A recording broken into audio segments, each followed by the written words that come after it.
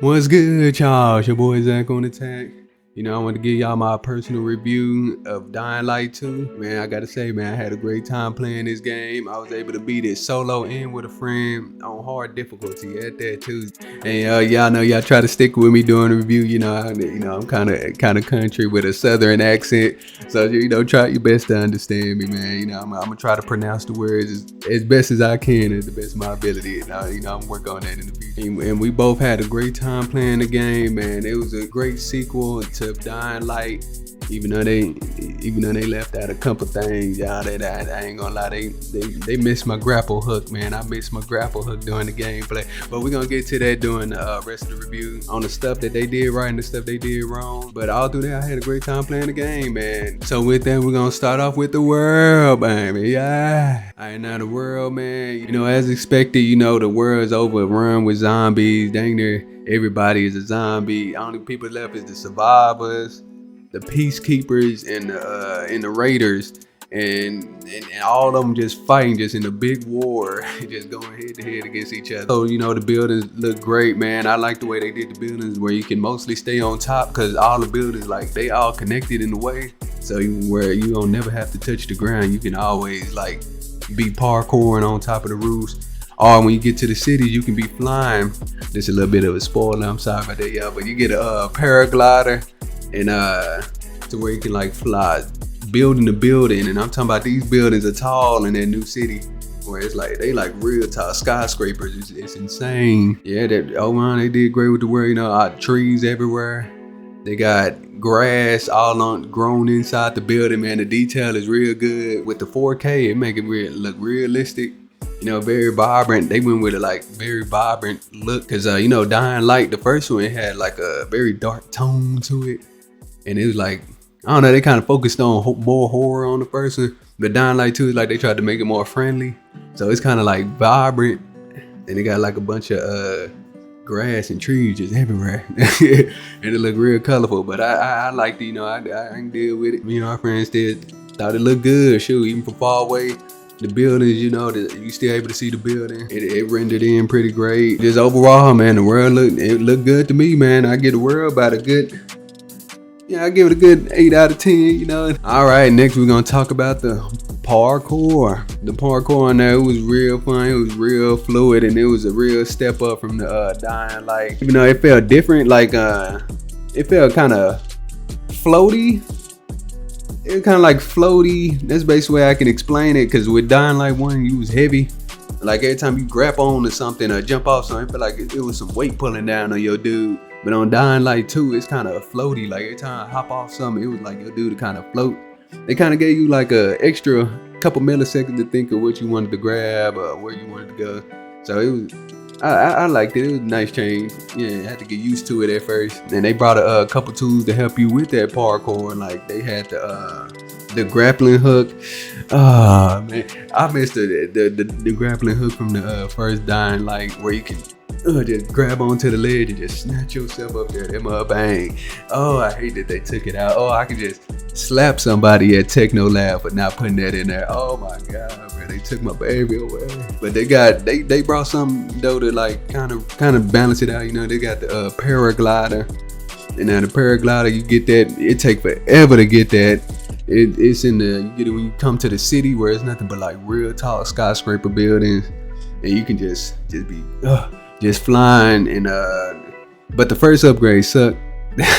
Especially when you first get it, you don't got that much stamina, so you end up you're gonna be dying a lot when you first get it, because you got to get used to it.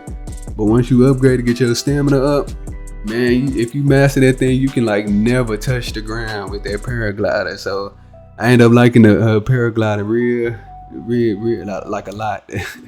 They end up being my favorite one. I use nothing but the paraglider. I think I barely climb now because of that thing. With the skills, they all come together nicely, with the sliding and tap L3 to like dash. And it kind of like, if you do it correctly, they give like a little timing window where you can like get a little boost. And you can run up the wall, run on the side of the wall into a combo to run up the wall, so you can jump up on the thing. I like how they do this. It feel very smooth, and like I said, floaty, so you can have time to like kind of hurry up and catch on to where you're trying to go, getting on top of the building or something like that. I had real great fun using them. You know, they all came together nicely, like with the sliding, into the boosting, into the jumping over obstacle, into the boosting, and then you can like run off the wall, then you drop down, tap L3 and boost again. Like they all just came together nicely, and it was real fluid. You know, I had no problems with it. You know, when you combine it together, what go hard is like if you combine together and keep it going and don't slow down, the main character he would be like woo hoo, like he'd get excited or something, and he'd kind of give you some motivation. You know, get your hype, like yeah, I'm on the road, baby, I ain't slowing down. And he'd kind of get your hype to keep your combo parkour going. You just end up having fun with that, especially in old Villador on the roofs, because everything just connects real good. And if you combine it right, man, you'll never touch that ground unless you have to go to a quest. That's the only time you have to get on the ground. Yeah, that's about it for the parkour. All right, next is the online. Yeah, now the online, man. I had some fun with the online. I was playing my boy D. We played the whole story throughout, all together. It ran just buttery smooth 95% of the time. You know, it was, you know, it had some issues there, here and there with the, sometimes it'll kick me out. He'll get errored, but those probably be fixed on the day one patch. And yeah, other than that, it had fun, man. And I like the way they do it. Of course, you know, everything you get on that person's save, you get to keep. So when you leave that game, all your gear, scraps and all that material, it gets carried over to your own save, and it end up being good help from your save, like if you from the beginning. Like, cause one example I was playing on my boy with my boy D. You know, he was further than me, and he had the grapple hook, and I was able to have the grapple hook on my save when I came back to it, and it ended up helping me blow through the story because I was able to like swing. That's how you can do with the grapple hook, is swing, man. Can't snatch yourself on the building now. I'm still pissed off about that.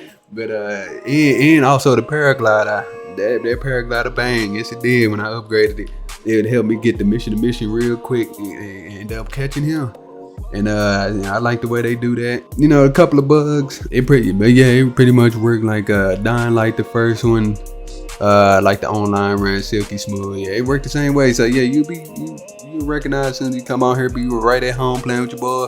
That play up to 4 people, of course, and just have some fun, just killing all the zombies, running through the story.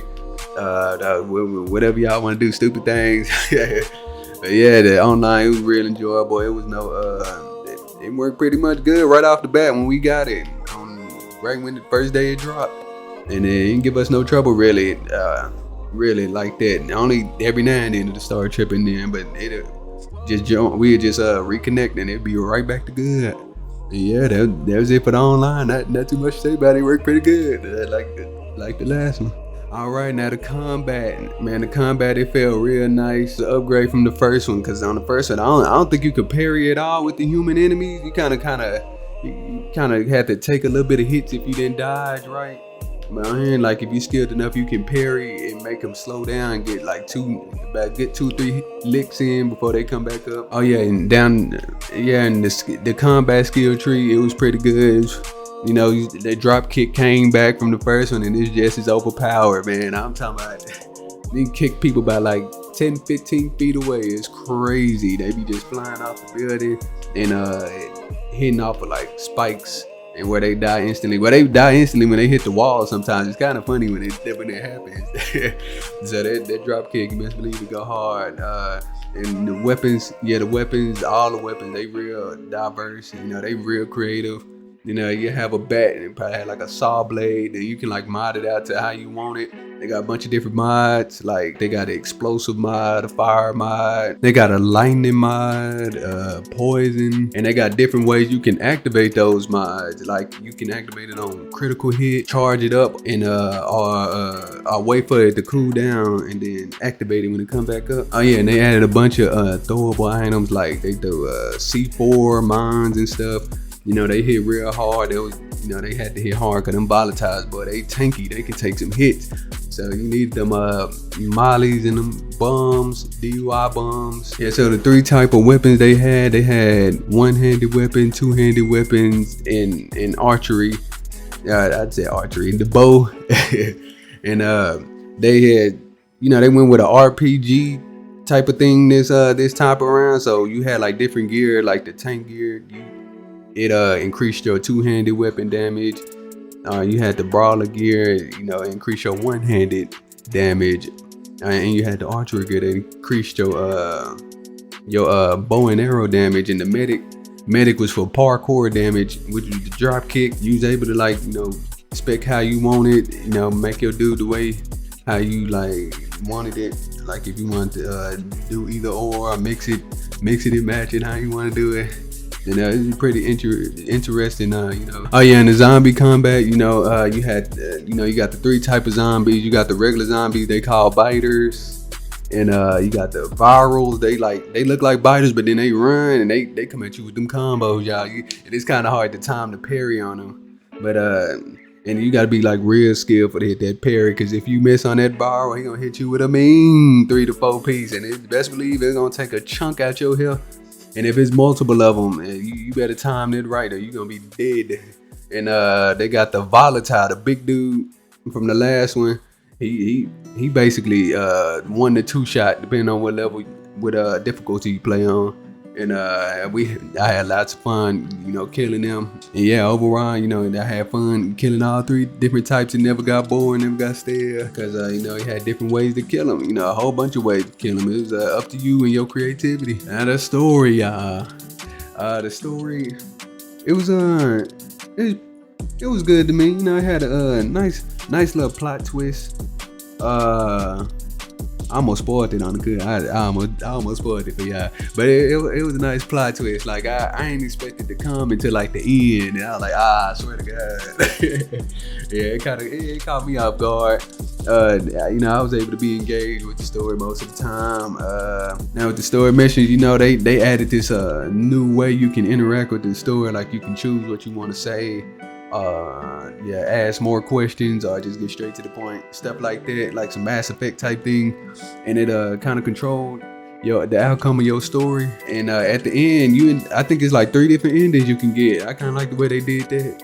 And I know I end up getting a different ending. I end up dang, I can't spoil it. And we end up having 2 different end games. And so that's a little bit how what you choose can affect the story. Also, I messed with the main character. Whoever the voice actor, he did his thing. He did his thing with the main character. I messed with him real good. The other characters, I liked them. They was trying to they was doing their thing. They did what they had to do. And that was pretty much the story. I enjoyed it. I give it a good 8 out of 10. That plot twist was good. I like that. It was good to me. I ain't complaining. That's pretty much for the story. I enjoyed it, y'all. Well, y'all, that was about it, y'all. That was my Dying Light 2 review. Leave in the comments, tell me how I did, man. I already know it was bad, y'all. But I'm gonna try to get better at the reviews, man, so y'all can, get a little of my opinion about the games that I like. And that's about it. Make sure to leave a like and subscribe so y'all won't miss out on that new content. And that's about it. I'll see y'all later.